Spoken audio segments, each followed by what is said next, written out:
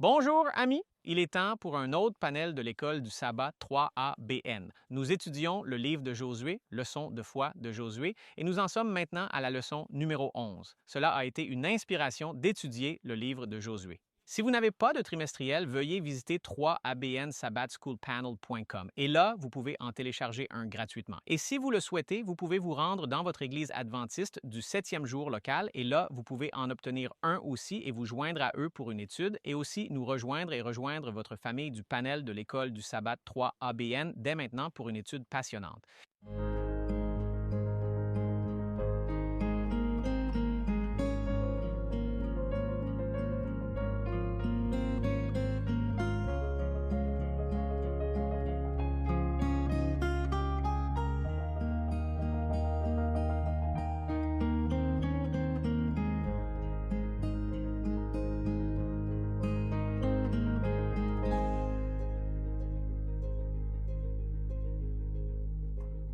Bonjour amis, je m'appelle John Dincy. C'est une bénédiction d'être avec vous pendant cette heure de bénédiction sur 3ABN et nous voulons vous remercier de vous joindre à nous pour ce 3ABN Sabbath School Panel. Nous en sommes à la leçon numéro 11 dans le trimestriel intitulé Leçon de foi de Josué. Cela a été une expérience d'apprentissage tout au long de ces leçons et nous savons que par la grâce du Seigneur, ce sera une autre expérience d'apprentissage. Et permettez-moi de vous présenter la famille du panel 3ABN qui est avec moi aujourd'hui et nous avons d'abord le pasteur Ryan Johnson. Oui, comment allez-vous, mes amis? J'ai le cours de lundi qui s'intitule Les accusations. Suivi par lui est sœur Jill Mariconi. Merci, pasteur Jonah. Mardi, on regarde hanté par le passé. C'est un sujet sérieux. Oui, et ensuite, sœur Jill, c'est le pasteur James Rafferty. Bienvenue. Ravi d'être ici, Johnny. J'ai le cours de mercredi qui s'intitule Une réponse douce. Louez le Seigneur. Et enfin, nous avons sœur Shelley Queen. Et j'ai la résolution de conflit de jeudi. Nous allons apprendre 6 principes de cette histoire dans Josué 22. Amen, amen. Et cette semaine, nous voulons vous encourager à envisager également de prendre les notes de chacun d'entre nous parce que nous ne terminons pas toujours nos leçons. Je peux vous dire que lors de la dernière leçon, je n'ai pas terminé toutes mes notes et je sais que la plupart d'entre nous ne l'ont pas fait. Il y a tellement de choses que nous pouvons apprendre de ces choses. Et donc, nous louons simplement le Seigneur qu'il nous donne des choses à partager avec vous. Nous avons appris et nous vous encourageons également à obtenir les notes en allant sur le site 3abnsabbatschoolpanel.com. Et là, vous pouvez vous inscrire. Enregistrez-vous et vous les recevrez semaine après semaine après semaine. Avant de commencer, je demande à sœur Shelley Quinn de prier pour nous. Absolument. Notre Père céleste aimant, nous venons devant toi pour te remercier pour cette opportunité d'ouvrir ta parole. Merci Seigneur pour la beauté de ton enseignement. Merci pour la profondeur de ton amour. Et Seigneur, nous venons à toi avec des cœurs qui veulent comprendre ton cœur. C'est la chose la plus importante, alors envoie ton esprit pour qu'il soit notre enseignant. Nous demandons cela pour la gloire de votre nom. Amen. Amen. Amen. Ainsi, la leçon numéro 11, encore une fois, s'intitule « Vivre dans le pays » et le titre provient de Proverbes chapitre 15, verset 1, tiré de la version Nouvelle internationale. Une réponse douce détourne la fureur, mais une parole dure excite la colère. Peut-être avez-vous été l'une de ces personnes qui a prononcé une parole irréfléchie et le feu de la discussion continue. Mais une réponse douce détourne la fureur. C'est une grande sagesse du Seigneur. Dans l'étude de cette semaine, je vous lis un passage de la leçon Josué 22 et un défi qui est né d'un grand malentendu parmi le peuple. Au début du livre, Josué a ordonné à certaines tribus de traverser le Jourdain et de participer à la conquête avec les tribus du côté ouest du Jourdain. Josué chapitre 1, versets 12 à 18. Maintenant que la tâche est accomplie, ils sont libres de retourner. Cependant, du côté ouest du Jourdain, ils construisent un autel. Cela suscite des inquiétudes parmi les tribus de l'ouest du Jourdain. Et alors, que se passe-t-il? La leçon nous dit ceci. Pourquoi est-il dangereux de tirer des conclusions hâtives sur le comportement des autres? Comment pouvons-nous favoriser l'unité dans l'Église? Pourquoi est-il important de garder à l'esprit l'ampleur de notre appel et de ne pas se laisser distraire? Ce sont quelques-unes des questions que nous allons aborder cette semaine, donc il est important de faire attention. J'ai dimanche et il est intitulé Engagement. Cela vient de Josué 22, versets 1 à 8, et nous regardons les tribus des Rubénites et des Gadites et la demi-tribu de Manassé. Et alors, que nous disent ces versets sur leur engagement? Et commençons par le verset 1. Alors Josué appela les Rubénites, les Gadites et la demi-tribu de Manassé et leur dit, « Vous avez gardé tout ce que Moïse, le serviteur du Seigneur, vous a commandé et vous avez obéi à ma voix dans tout ce que je vous ai commandé. Vous n'avez pas abandonné vos frères pendant ces nombreux jours jusqu'à ce jour, mais vous avez gardé l'observance du commandement du Seigneur votre Dieu. Et maintenant, le Seigneur votre Dieu a donné du repos à vos frères comme il le leur avait promis. Maintenant donc, retournez à vos tentes et au pays de votre possession que Moïse, le serviteur du Seigneur, vous a donné de l'autre côté du Jourdain. Mais prenez bien garde de faire le commandement et la loi que Moïse, le serviteur du Seigneur, vous a ordonné d'aimer le Seigneur votre Dieu, de marcher dans toutes ses voies, de garder ses commandements, de vous attacher à lui et de le servir de tout votre cœur et de toute votre âme. Et cela, c'est un message de Joshua à ses tribus. Ils avaient accompli la tâche, ils avaient aidé leurs frères à conquérir le pays et maintenant, il y a du repos pour le peuple. Mais quand même, il leur dit qu'ils devraient garder les commandements du Seigneur. Et pourquoi il est dit de aimer le Seigneur ton Dieu? Aime le Seigneur ton Dieu. Et c'est la raison pour laquelle nous devrions faire les choses que nous faisons, y compris aimer nos frères comme nous-mêmes. C'est très, très puissant. Allons à Josué 22, 16. Alors Josué les bénit et les renvoya et ils retournèrent à leur tente. Maintenant, à la moitié de la tribu de Manassé, Moïse avait donné une possession en Basan, mais à l'autre moitié, Josué donna une possession parmi leurs frères de ce côté du Jourdain vers l'ouest. Et en effet, lorsque Josué les renvoya à leur tente, il les bénit et leur dit, « Retournez avec beaucoup de richesses à vos tentes, avec beaucoup de bétail, avec de l'argent, de l'or, du bronze, du fer et avec beaucoup de vêtements. Partez le butin de vos ennemis avec vos frères. » Et c'était ce qu'ils devaient faire. Eh bien, vous savez, quand vous avez affaire à des gens et qu'il y a des gens avec des attitudes différentes, des types de comportements différents, et je me souviens, je peux vous dire d'expérience, je me souviens d'avoir eu un travail quand j'allais à l'école et il y avait un individu qui semblait juste aimer se moquer de tout le monde. Et donc, pour une raison quelconque, tout le monde a eu son tour pour être la cible. Et donc, petit à petit, vous remarquez que les gens s'éloignaient de lui parce qu'il s'en prenait vraiment à tout le monde. Et parfois, il y avait ces discussions qui n'étaient pas très fructueuses. Il est dit, ces vers soulignent indirectement l'importance de l'unité de la nation et celle de la terre. Ils préparent également le terrain pour l'histoire qui suit, qui est en fin de compte, sur l'unité. Ainsi, les histoires du peuple d'Israël nous aident à comprendre beaucoup de choses, y compris celle-ci sur l'unité. Donc ici, nous avons dans la leçon aussi ce message. Il est dit, nous trouvons ce même principe dans le Nouveau Testament. L'apôtre Paul a exhorté les chrétiens à rendre leur service comme s'ils travaillaient pour Dieu et non seulement pour des êtres humains. Alors, examinons quelques versets qui nous aident à comprendre cela. Nous allons à Éphésiens chapitre 6 à partir du verset 5.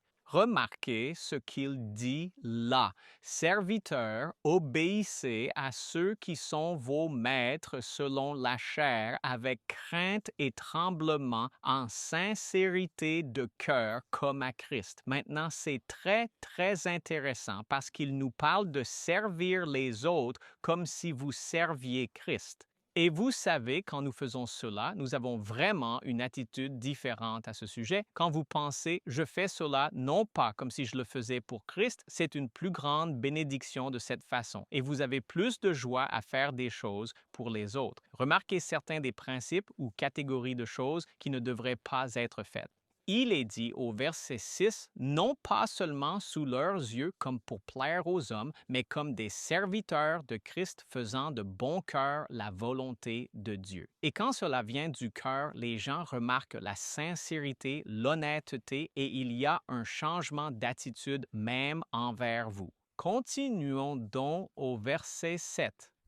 Avec bonne volonté, servant comme pour le Seigneur et non pour les hommes, sachant que tout bien que quelqu'un fait, il le recevra du Seigneur, qu'il soit esclave ou libre. Quand nous faisons des choses pour les autres, c'est comme si nous le faisions pour le Seigneur et le Seigneur nous bénit en faisant le bien. Nous ne gardons pas toujours cela à l'esprit lorsque nous traitons avec les gens. Comme je l'ai dit, il y a des personnes avec qui il est difficile de traiter. Je ne sais pas si quelqu'un peut dire Amen à cela ou comprendre que c'est vrai. Vous savez, quand nous regardons à certaines des choses qui se passent dans nos vies, nous devons considérer pourquoi nous faisons ces choses. Je me souviens quand j'allais au lycée à Chicago, je me souviens d'être dans un bus et je suis assis à peu près au-delà du milieu, presque vers l'arrière, et quelqu'un entre, mais j'ai entendu ce qu'il a dit.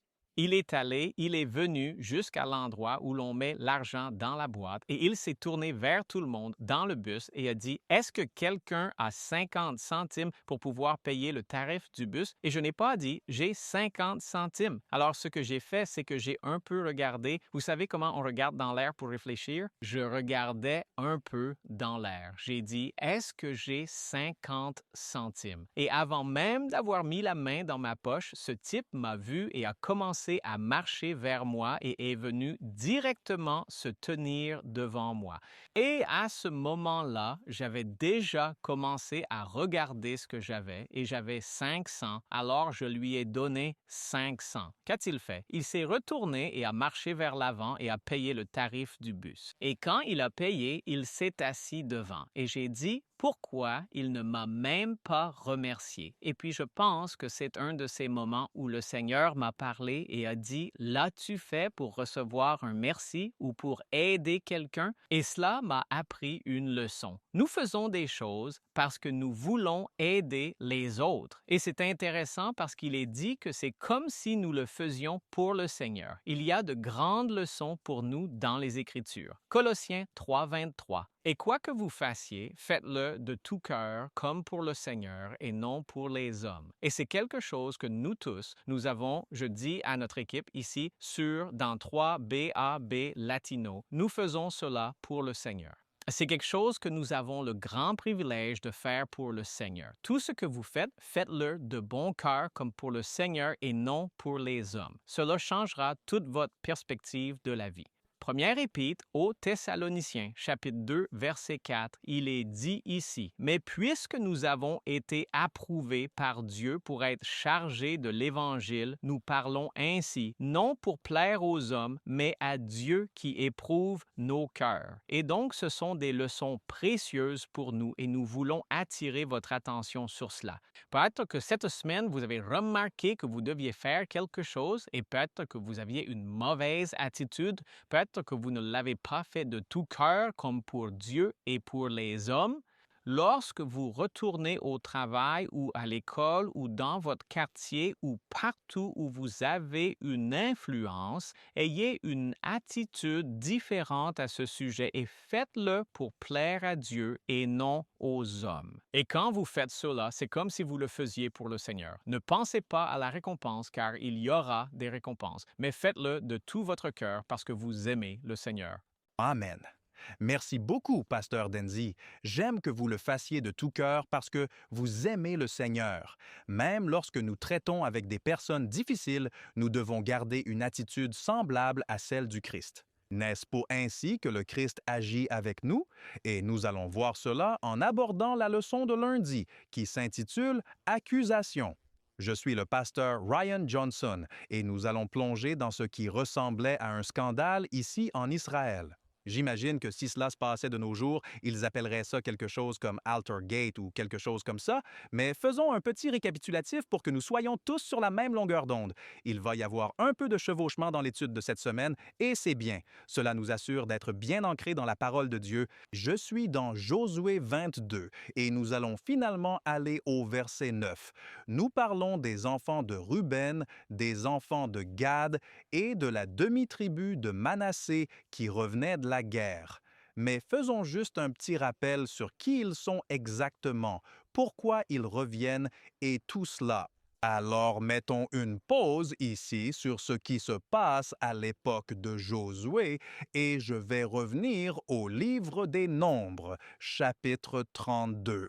Nombre 32, et je vais commencer au verset 1. C'est juste un petit rappel. Maintenant, c'est à l'époque de Moïse. Écoutez, il est dit, « Or, les enfants de Ruben et les enfants de Gad avaient un très grand nombre de troupeaux. Ils avaient du bétail, d'accord? Et quand ils virent le pays de Jazer et le pays de Galaad, voici, l'endroit était un endroit pour le bétail. » Et j'ai cherché à voir s'il y avait d'autres références à ces tribus étant fortes et ayant beaucoup de bétail, et ce que j'ai trouvé était Psaume 22, le 22e psaume au verset 12. Il fait référence au fort taureau de Bashan, et vous pouvez voir dans Nombres chapitre 32, verset 33 que Bashan fait partie de ce territoire. Ils avaient donc tout ce bétail, et il est dit au verset 2, « Les enfants de Gad et les enfants de Ruben vinrent et parlèrent à Moïse et à Éléazar le prêtre et aux princes, ce sont les chefs, de l'assemblée, disant, verset 4, « Même le pays que le Seigneur a frappé devant l'assemblée d'Israël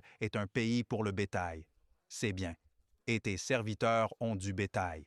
D'accord. Puis ils disent, « Si nous avons trouvé grâce à tes yeux, que cette terre soit donnée à tes serviteurs pour possession, et ne nous fais pas passer le Jourdain. » Donc, ils sont en route vers la terre promise, mais en chemin, il y a cette terre qui est vraiment, vraiment idéale pour le bétail.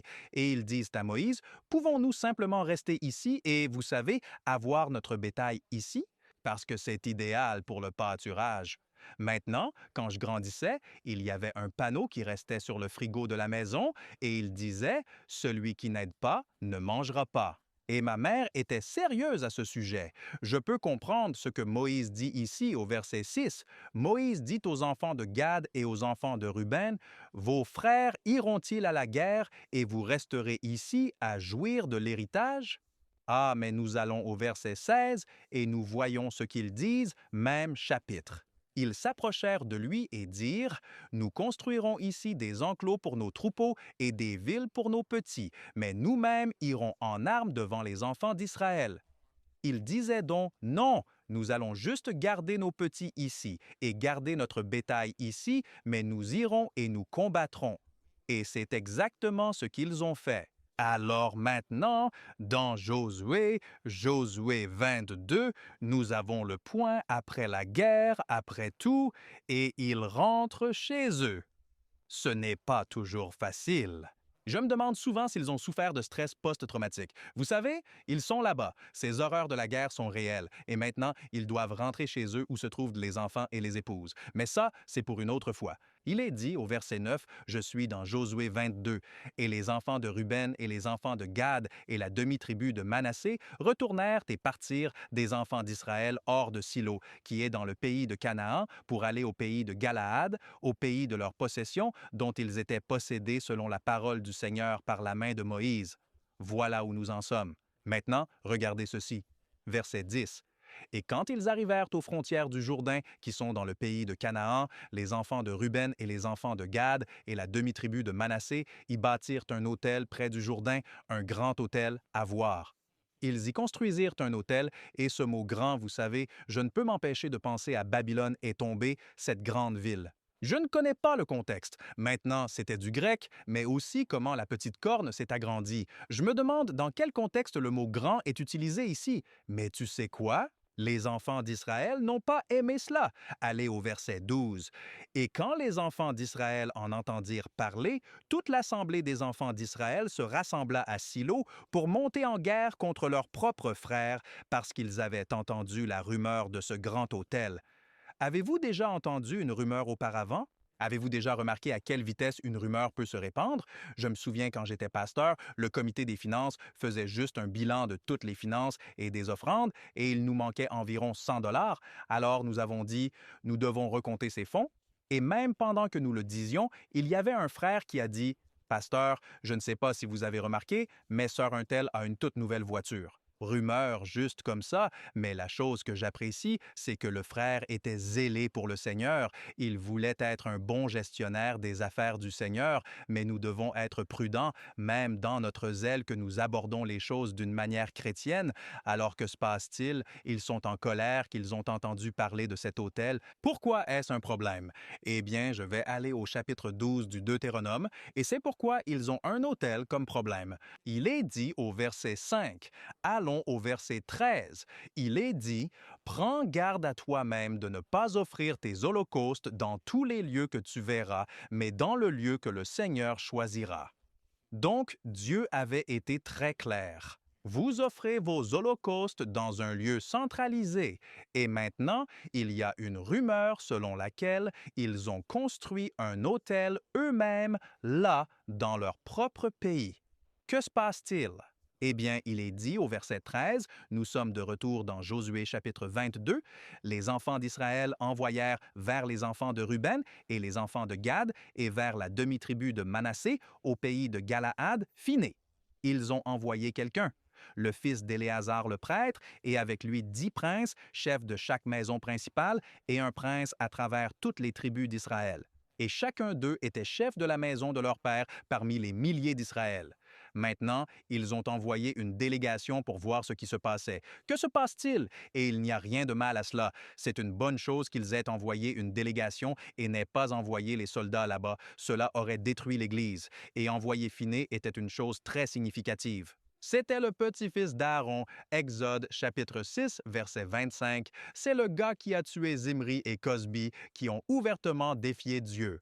Il avait la réputation d'être un zélote. De plus, il a dirigé les armées contre Madian, portant les objets sacrés. Ce type avait de l'influence. Ce type avait du respect au sein de la communauté en tant que personne qui s'occupait des affaires du Seigneur. Il était prêtre et il avait de l'influence militaire.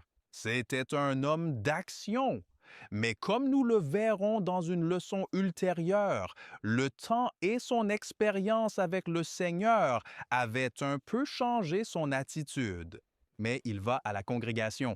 Il est dit au verset 15, « Ils vinrent aux enfants de Ruben et aux enfants de Gad et à la demi-tribu de Manassé, au pays de Galaad, et ils leur parlèrent en disant, « Ainsi parle toute la congrégation du Seigneur. Quelle transgression est-ce que vous avez commise contre le Dieu d'Israël pour vous détourner aujourd'hui de suivre le Seigneur? » C'est ce qu'ils lui ont dit. Et si vous lisez là dans les versets 16, 17, 18 et 19, alors qu'ils parlent à ces tribus qui avaient construit l'autel, ils font référence aux choses qu'ils avaient faites dans le passé.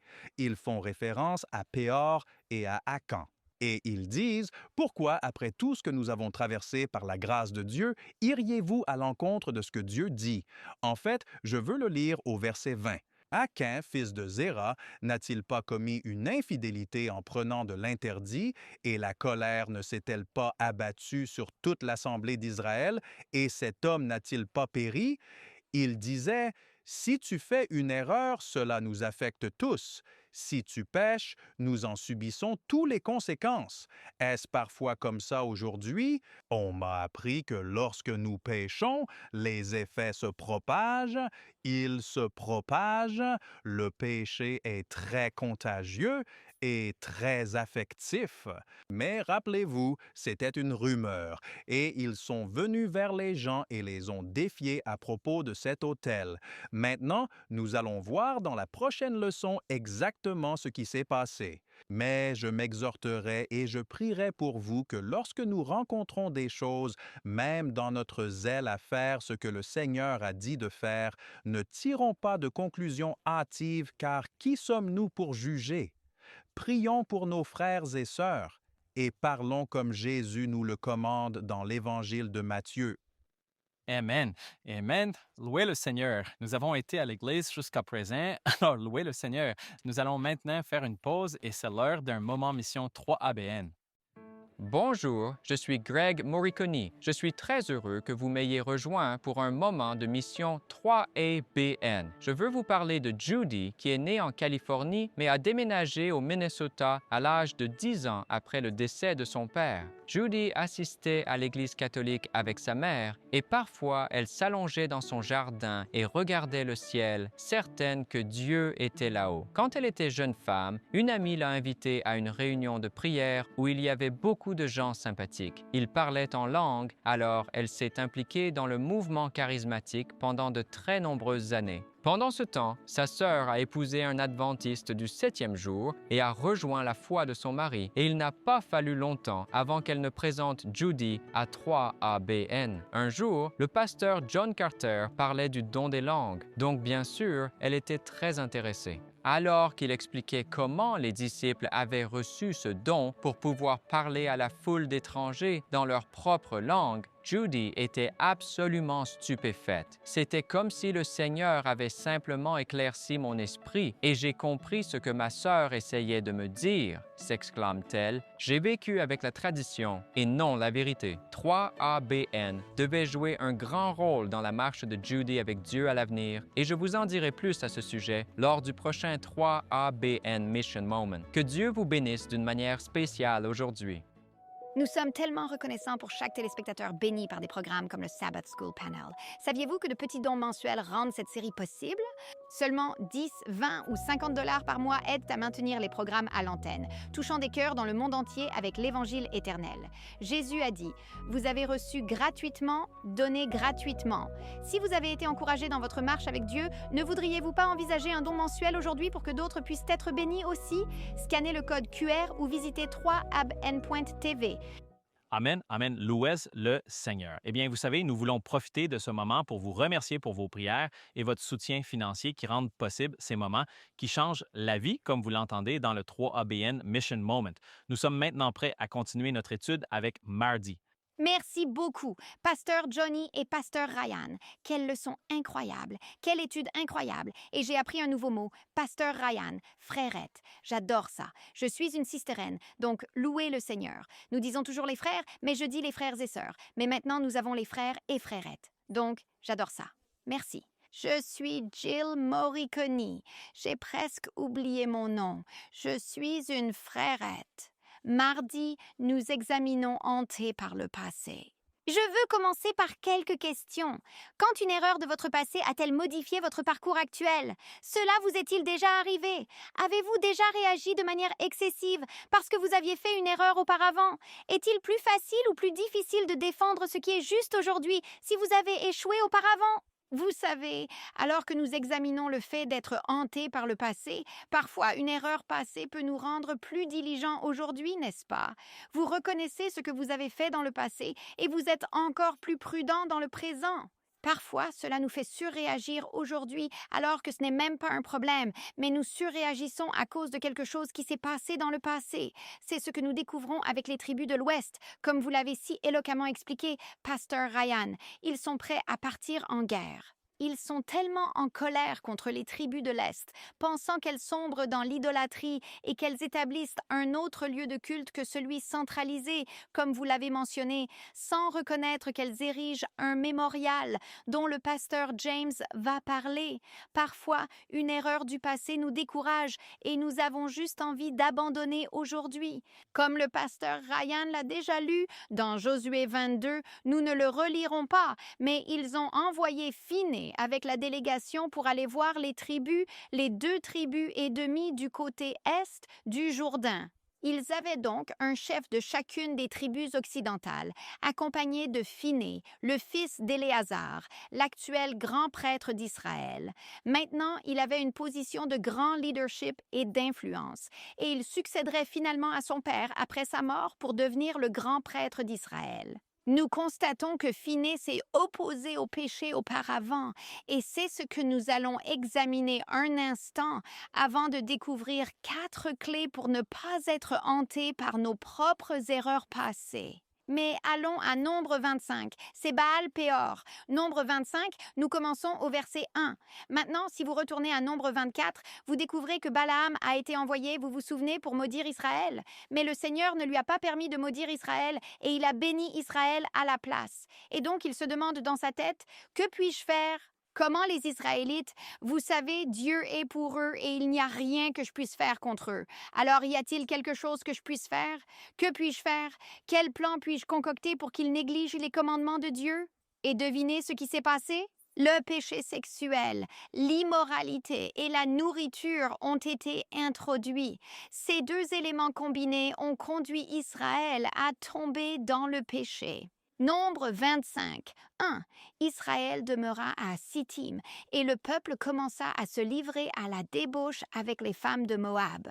Ce sont donc des femmes idolâtres qui entrent dans le camp, séduisant les hommes israélites. Ils invitèrent le peuple, verset 2, au sacrifice de leur Dieu. Ils s'engagent dans l'adoration des idoles et le peuple mangea. Voici la nourriture qui arrive, et se prosterna devant leur Dieu. Ils en avaient probablement assez de la manne, et ils ont dit, « Donnez-nous d'autres aliments à manger. » Verset 3, Israël s'attacha à Baal de Péor. Ils étaient censés adorer le seul vrai Dieu. Pas d'adoration d'idoles.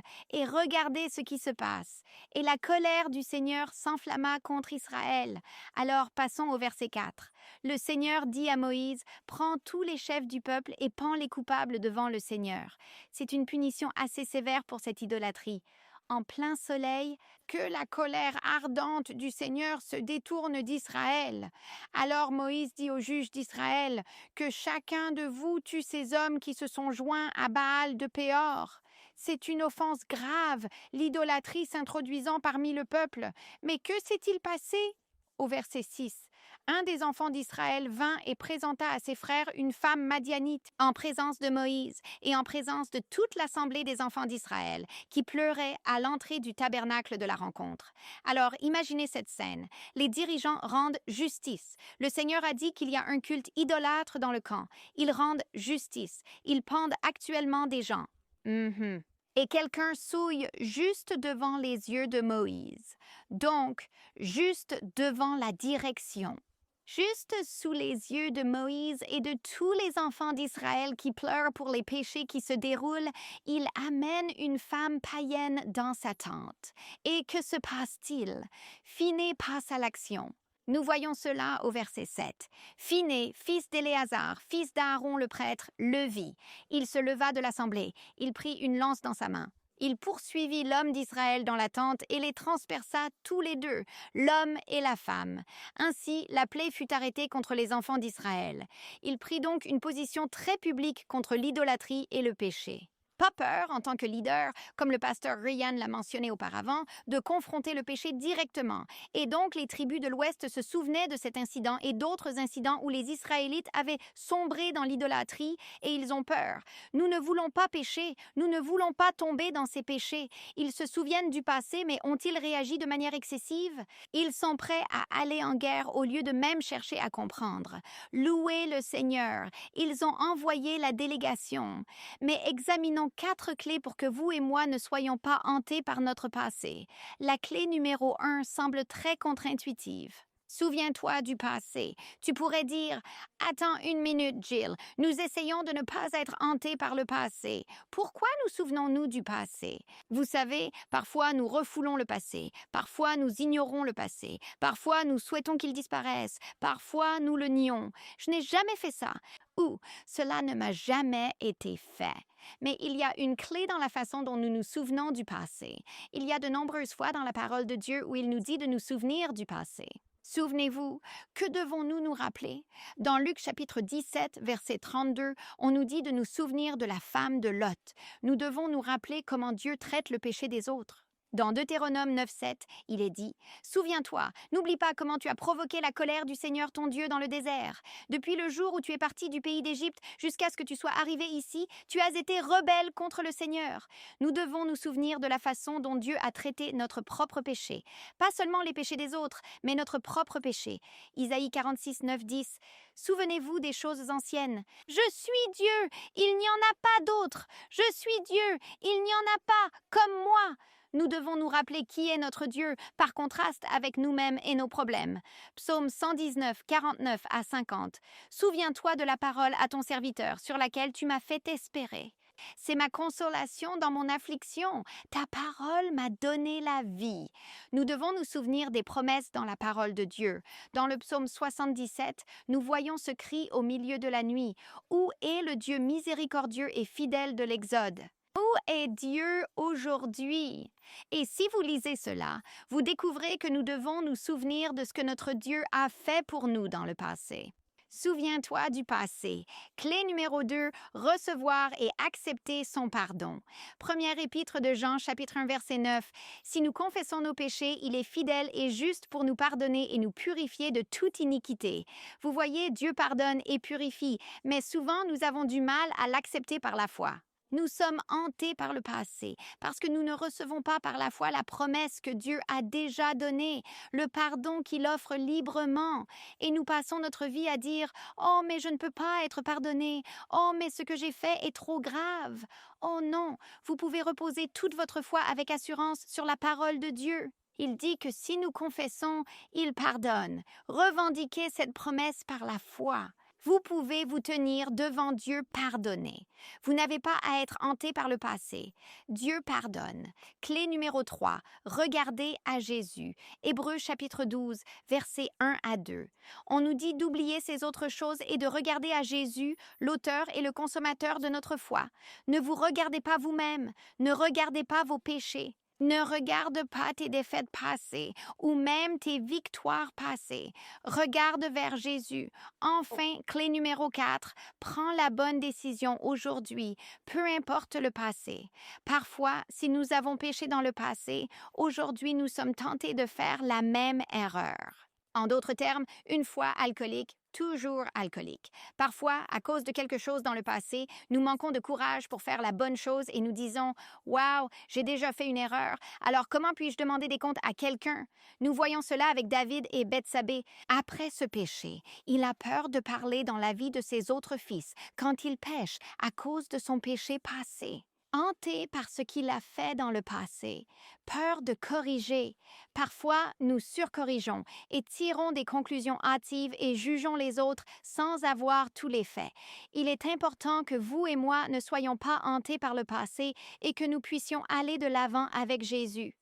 Amen, amen. Quelle belle leçon. Pasteur James Rafferty ici, et j'ai la leçon de mercredi qui s'intitule « Une réponse douce ». Nous reprenons dans le même chapitre, nous reprenons au verset 21 du chapitre 22 de Josué. Il est écrit ici « Le Seigneur » ou, excusez-moi, les enfants de Ruben et les enfants de Gad et la demi-tribu de Manassé répondirent et dirent aux chefs des milliers d'Israël, « Le Seigneur Dieu des dieux, le Seigneur Dieu des dieux, il sait, et Israël, il saura, si c'est en rébellion ou si c'est en transgression contre le Seigneur, ne nous sauve pas aujourd'hui. » J'adore cela. Oh, j'adore ça. En d'autres termes, leur réponse immédiate est ils ont maintenant écouté les accusations. Alors, la réponse des deux tribus et demi du côté et du Jourdain est « le Seigneur, il connaît nos cœurs et il sait. » Et si c'est par rébellion, si tout cela concerne la rébellion parce qu'il connaît nos cœurs alors qu'on soit perdu, nous n'avons pas besoin d'être sauvés. Et puis il continue ici, au verset 22, que nous avons construit un autel, verset 23, excusez-moi. Se détourner de suivre le Seigneur, ou si c'est pour y offrir des holocaustes ou des offrandes de viande, ou si c'est pour y offrir des offrandes de paix que le Seigneur lui-même l'exige. Et si nous ne l'avons pas plutôt fait par crainte de cela en disant qu'à l'avenir, vos enfants pourraient dire à vos enfants, « Qu'avons-nous à faire avec le Seigneur Dieu d'Israël ?» Car le Seigneur, verset 25, « Si le Seigneur a fait du Jourdain une frontière entre nous et vous, enfants de Ruben et enfants de Gad, vous n'avez pas de part dans le Seigneur.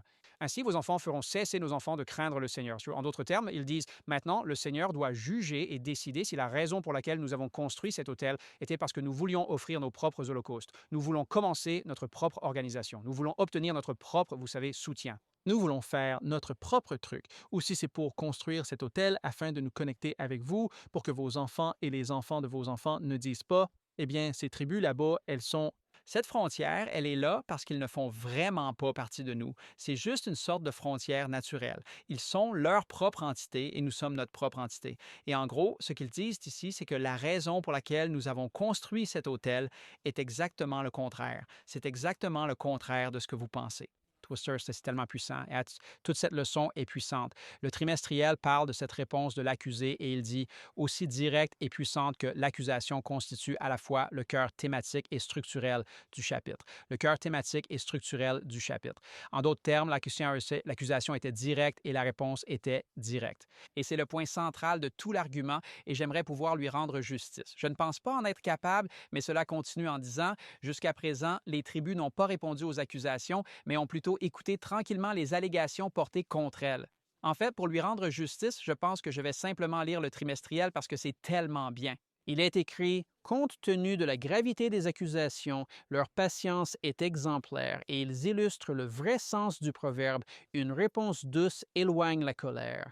Mais une parole dure déclenche la colère. Je te le dis maintenant, il y a eu tellement de fois où j'ai été accusé et je sais que nous pouvons tous nous identifier à cela et j'ai hâte de remettre cette personne à sa place, comme si tu ne savais même pas de quoi tu parles. Cela m'est arrivé récemment. J'ai récemment reçu un email de quelqu'un, je veux dire, c'était juste un point après l'autre et j'étais prêt à remettre ce frère à sa place. Et vous savez, le Seigneur a dit non, non, non, non, non, il est honnête. Ce qu'il voit en toi et ce qu'il te voit communiquer, c'est sa perspective. Donc, tu dois simplement lui réitérer. Et c'est un principe que tu trouves dans la Bible. Je pense que vous pourriez utiliser l'acronyme oreille. C'est basé sur Jacques chapitre 1, vous savez, versets 19 et 20, où il est dit que tout homme soit lent à parler, lent à la colère et prompt à écouter. Vous savez, Dieu nous a donné 2 oreilles et une bouche, n'est-ce pas? Donc, nous devrions passer 2 fois plus de temps à écouter qu'à parler. Et quand vous y pensez, c'est vraiment important. Ils les ont écoutés. J'ai écouté ce frère et le Seigneur m'a impressionné et il a dit, tu dois juste lui répéter tout ce qu'il a dit et ensuite tu dois juste lui dire, tu sais quoi? Parfois, je donne cette impression et je suis sûr que j'ai probablement donné cette impression dans cette situation. Et je m'excuse d'avoir donné cette impression et je veux vraiment m'améliorer à l'avenir.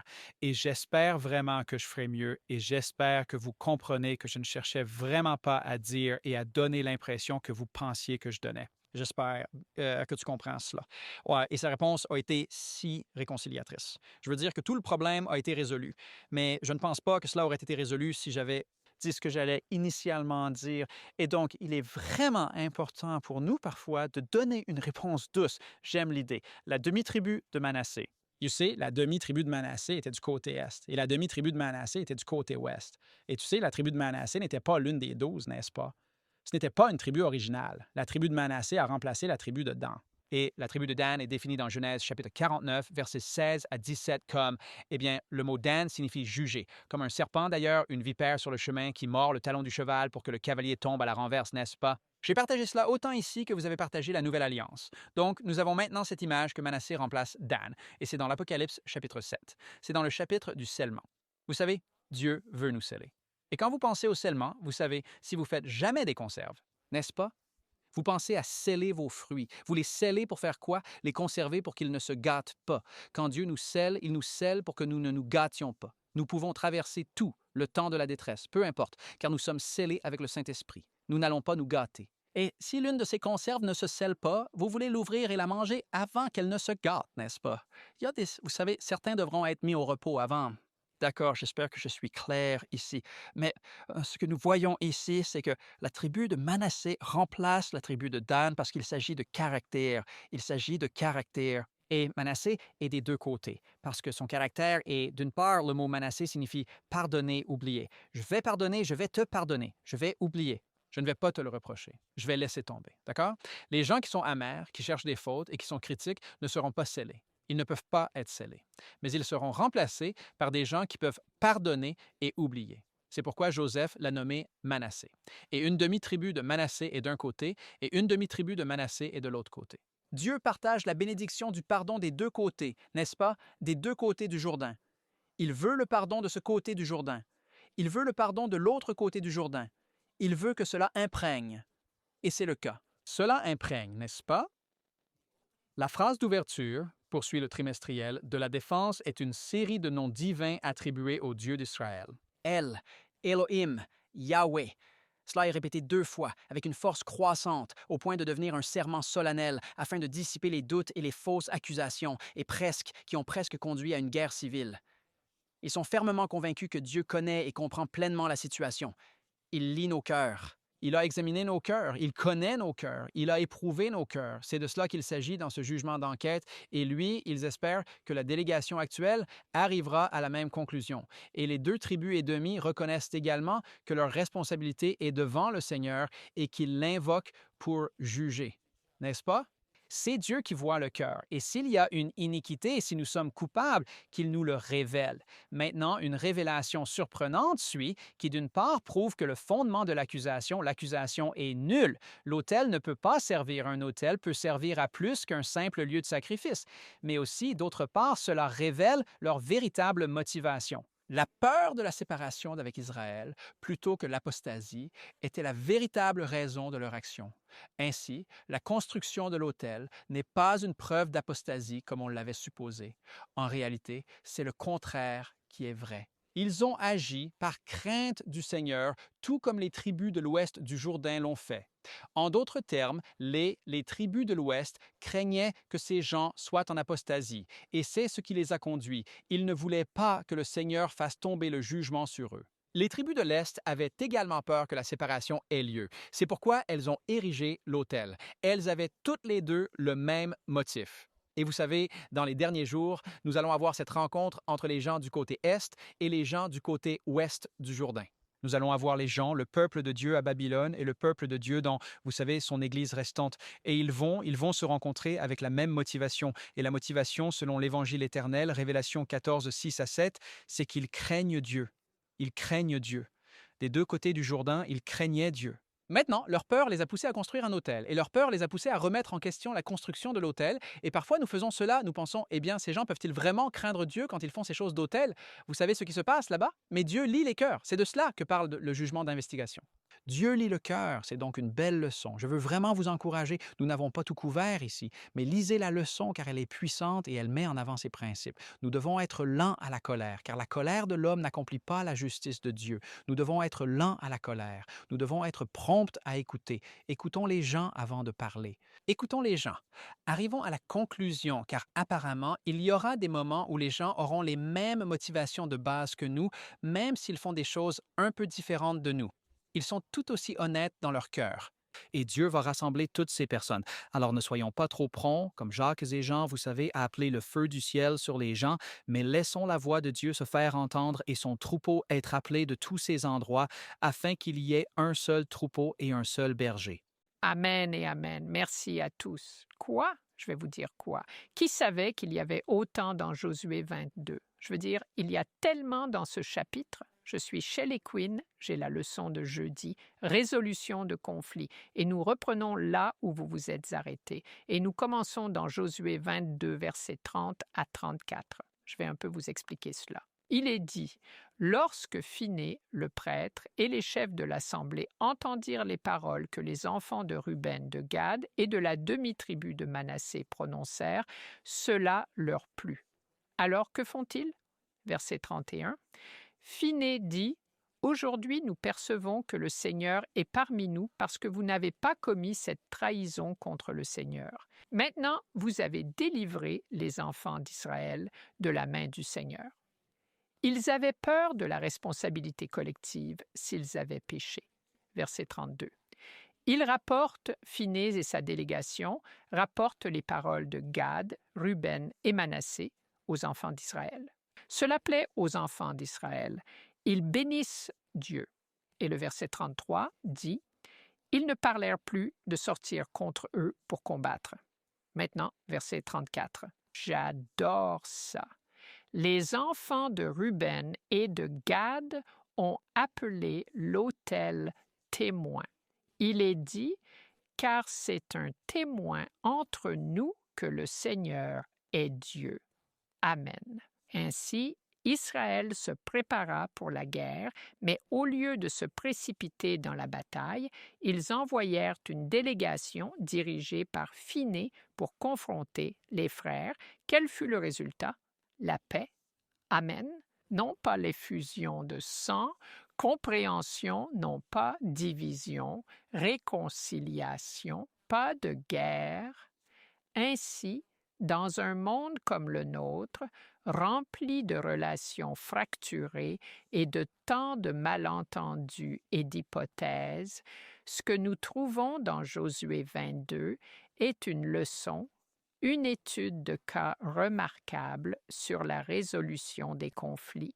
Il parle avec puissance aux familles, aux églises, aux dirigeants. C'est ainsi que nous pouvons prévenir la division, restaurer l'harmonie et préserver l'unité pour laquelle Jésus-Christ a prié. Dans Jean 17, versets 20 et 1, quand il a dit « Ô Père, je prie pour qu'ils soient tous un comme toi. Père, tu es en moi et moi en toi. » Voici donc 6 principes puissants. Nous allons devoir parler vite que cette histoire nous enseigne. Principe numéro 1, communiquez tôt. Ne réprimez pas votre conflit. Vous trouvez cela dans Josué chapitre 22, versets 11 à 16. Trop souvent, nous laissons les frustrations passer silencieusement jusqu'à ce qu'elles explosent. Vous savez, cette goutte qui a fait déborder le vase. Les tribus occidentales ne sont pas restées silencieuses. Elles ont confronté le problème et même si elles étaient mal informées, leurs préoccupations étaient sincères. Alors, n'attendez pas que les malentendus s'enveniment. Il vaut mieux exprimer une préoccupation avec amour que de ruminer en silence. Matthieu 18, 15. Jésus a dit « Si ton frère a péché contre toi, va et reprends-le seul à seul. » Approchez les autres avec humilité en cherchant la clarté avant de juger. D'accord? Bien, c'est le numéro 1. Numéro 2, évitez les conclusions hâtives. Accordez le bénéfice du doute. Nous voyons cela dans Josué chapitre 22, versets 11 à 12. Les tribus occidentales ont si rapidement supposé que l'autel signifiait l'apostasie, n'est-ce pas? Combien de fois faisons-nous la même chose? Oh mon Dieu, nous supposons des motivations. Nous lisons entre les lignes qui ne sont même pas là. Vous voyez ce que je veux dire? Le principe est clair. Même lorsque les preuves semblent solides, nous devons faire une pause. Nous devons prier. Nous devons poursuivre la vérité. Pas les commérages, pas les rumeurs, pas les suppositions. Principe numéro 3, parler avant d'agir. Dialogue d'abord. Nous voyons cela dans Josué 22, 13 à 20. Les dirigeants de l'Ouest, ils n'ont pas lancé de flèches. Ils ont envoyé des messagers. Ils ont ouvert un espace pour le dialogue. Ce modèle devrait être central pour toute résolution de conflit dans l'Église chrétienne. Jacques 1, 19. Vous avez cité celui-ci. Que chacun soit prompt à écouter, lent à parler, lent à se mettre en colère. Vous savez quoi? Je suis lent à la colère, mais je ne suis pas toujours lent à parler. Je suis comme je me lance. Donc, même si tu dis quelque chose de bien, parfois tu sais juste, JDA. Il dit cela assez souvent. Nous n'avons tout simplement pas assez d'informations. Nous devons écouter. L'écoute active est très importante. Donc, ce plan demande une écoute active et nous devons nous assurer d'avoir toute l'histoire. D'accord. Principe numéro 4. Soyez prêts à sacrifier pour l'unité. C'est tellement incroyable. Dans Josué chapitre 22, verset 19, les tribus de l'Ouest ont valorisé l'unité plutôt que le droit. Ils ont fait l'offre surprenante. Laissez-moi relire cela. Josué 22, verset 19. Ils disent « Mais ne vous rebellez pas contre... » Voyons. Néanmoins, si le pays de votre possession est impur, alors traversez vers le pays de la possession du Seigneur, où le Seigneur est tabernacle. Prenez possession parmi nous. Ils offrent une offre surprenante de partager leur terre si la distance était le problème qui provoquait la rébellion. Alors, c'est de l'humilité en action, les gars. Et vous savez quoi? C'est ce que nous devons. Philippiens 2, verset 3 dit « Ne faites rien par ambition égoïste ou par vanité. Avec humilité, considérez les autres comme plus importants que vous-même. Êtes-vous prêt à abandonner votre fierté? Êtes-vous prêt à renoncer à vos préférences personnelles? Êtes-vous prêt à renoncer à certaines commodités pour préserver l'unité dans votre famille ou dans votre Église? Principe numéro 5. Lorsqu'on est faussement accusé, répondez avec grâce, pas par des représailles. C'est ce que vous avez fait. C'est ce qu'ils ont fait. Ici, les tribus de l'Est. Nous voyons cela dans Josué 22, 21 à 29. Ils ont été accusés d'un grand péché. Ils avaient toutes les raisons d'être irrités et de dire « Hé, qu'est-ce que tu veux dire ?» Mais les tribus de l'Est n'ont pas réagi violemment. Au lieu de cela, elles ont expliqué leur motivation avec calme et avec clarté. Cela demande du courage. Proverbe chapitre 15, verset 1 dit « Une réponse douce détourne la fureur. » Ils ne se sont pas mis sur la défensive, ils n'ont pas été orgueilleux, ils ont été patients, ils ont été sincères et cela a désamorcé l'hostilité. Cela a favorisé la guérison. Numéro 6, principe numéro 6. Réjouissez-vous lorsque la paix est rétablie. Nous voyons cela dans les versets 30 à 34. Quand la vérité a été révélée, Israël, les tribus de l'Ouest, ils ne se sont pas accrochés à leur fierté blessée.